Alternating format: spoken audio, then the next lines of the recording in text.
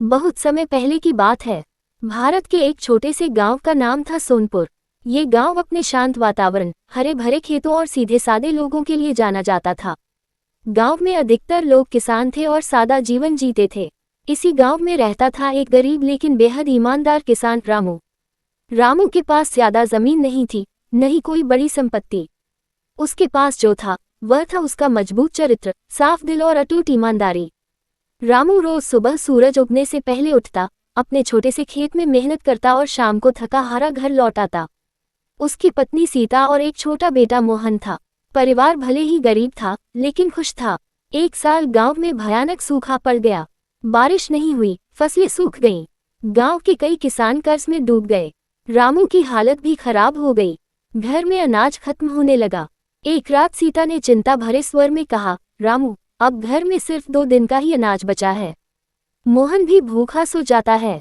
क्या करें? रामू ने गहरी सांस ली और बोला, ईश्वर पर भरोसा रखो सीता।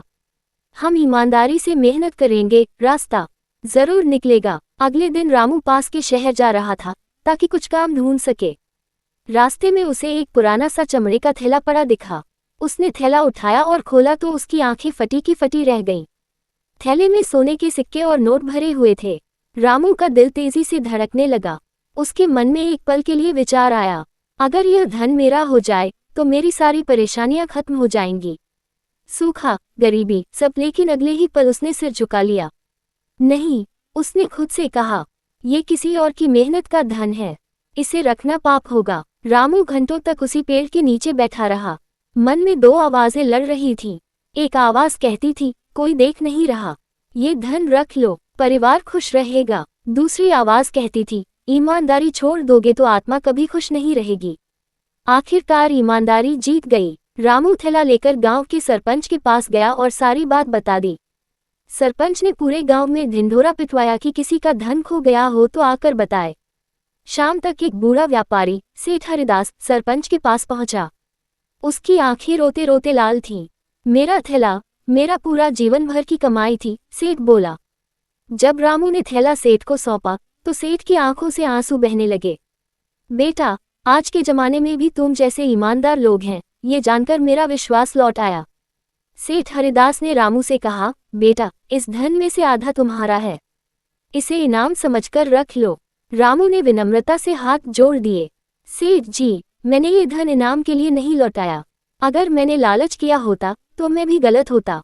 सेठ बहुत प्रभावित हुआ। कुछ दिन बाद सेठ हरिदास गांव दोबारा आया।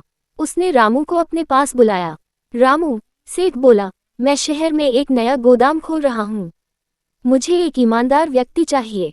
क्या तुम मेरे साथ काम करोगे? रामू की आंखों में आश्चर्य और खुशी दोनों थे। रामू ने सेठ के साथ काम शुरू किया। उसकी ईमानदारी और मेहनत से व्यापार तेजी से बढ़ा। कुछ ही वर्षों में रामू सेठ हरिदास का सबसे भरोसेमंद साथी बन गया। उसने गांव में पक्के घर बनवाए, स्कूल खुलवाया और किसानों की मदद की। एक दिन मोहन ने अपने पिता से पूछा, पिताजी, अगर आप उस दिन धन रख लेते तो भी हम अमीर हो जाते ना? रामू मुस्कुराया और बोला, बेटा, धन से बड़ा होता है चरित्र। जो ईमानदारी से मिलता है वही सच्चा सुख देता है। मॉरल ईमानदारी कभी व्यर्थ नहीं जाती। जो सही रास्ता चुनता है अंत में वही विजेता बनता है। लालच क्षणिक सुख देता है, ईमानदारी जीवन भर का सम्मान।